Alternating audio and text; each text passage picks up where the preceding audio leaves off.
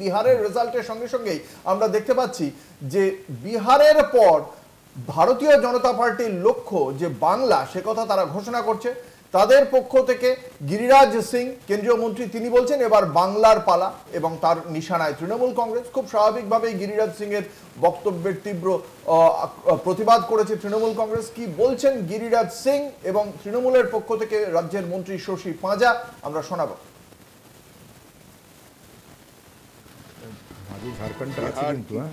हमारी है, बंगाल वाली दीदी अगली बारी बंगाल की है, क्योंकि वहां भी रोहिंग्या बांग्लादेशी घुसपैठियों को निकालना है।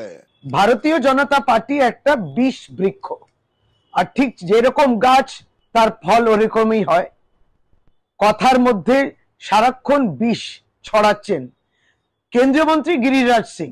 সংবিধানের শপথ নিয়েছেন, আর যত অসাংবিধানিক কথা তিনি বলেন, সকলকেই বলে দিলেন আপনারা, আমরা নাকি সবাই রোহিঙ্গা, আমরা নাকি সকলেই বাংলাদেশি।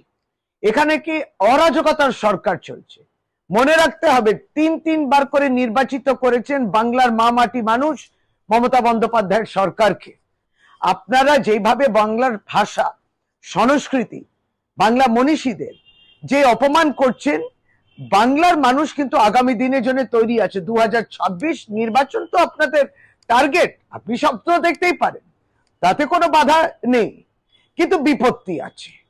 কারণ বাংলার মানুষ তৈরি আছে, একটা কড়া জবাব এইভাবেও দেবেন।